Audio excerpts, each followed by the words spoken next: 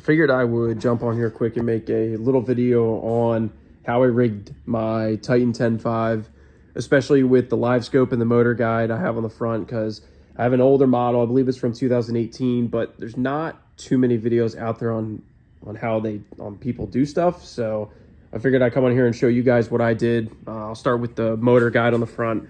I have an XI3 with the GPS and spot lock on it, and then down here this black tab is, I had to remove the current native Titan handle, and then this black tab is a one objective motor mount, and then you have to get the quick release bracket that I don't believe One Objective sells it. I think that's a motor guide part.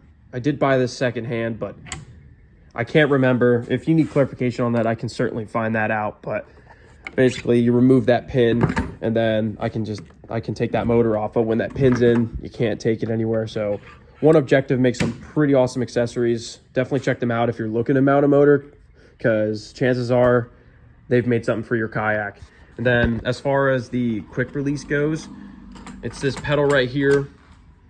Most of us, including myself, are not going to reach up to the front from the seat back here. So I have this I found a metal coat hanger, and it's attached to a steel cable, runs up through here. I took a hot pin and I pushed through here to make a smooth little hole, and now the steel cable runs out here right up to this clip, and then you can easily just pull this and then deploy the motor and then let it go, and it'll snap into place, which is pretty cool. As far as the wiring goes, that's the factory 10 gauge marine coming out to, I have a plug right here, a little bit of silicone around it so I don't get water down into it, and then I have that plug goes down to more 10 gauge wire, which that 10 gauge runs all the way to the back of the kayak, and I'll show where that kind of comes out in a moment. And then I have right in the middle of the kayak, the problem is Native didn't really do a great setup of where to put the transducer. I know Old Town has a pretty cool setup where there's like a square right here, and then the transducer wire can come right up there. But the way I did it was I attached it on a plate down there. Then there's a little tab that keeps the wire tucked with the kayak right before it comes up. So if you run over a log or something, it's not going to pull it out. And then I just use some industrial Velcro. It holds the cable here, and then I run it straight down into the hull of the kayak, which this lid closes no problems even with that sitting there. And then I'll come around here. As far as my graph setup goes, I have the 93 SV with, I have the LVS 32 live scope. So I have these running together for the season. And then back here is kind of the brains of everything. It looks like a lot, which it definitely is. There's certainly a lot of wires, but it's about as organized as you could get it without having to drill into your kayak a whole lot. So there's only one hole I have drilled in this entire kayak besides that front rubber lid, and that would be, there's a circle hatch under this here, which I just took a Yak Attack through hole kit, and I ran the transducer cable comes up right there into the hatch, and that runs along here along with the power cables from the trolling motor, and they both come out of that Yak Attack through hole kit. And then I ran them up into the box here, which this is pretty basic. I just have some regular circle connectors for the battery, which those stick onto there.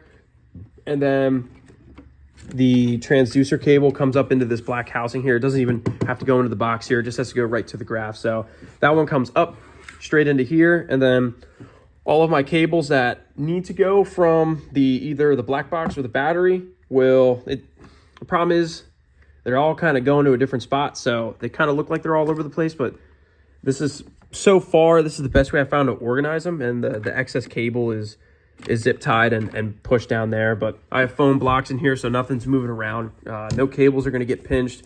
These are bending, not at a super harsh degree, but they're definitely bending, but it's not going to pinch them, so those are good. And then I have them all come together right here.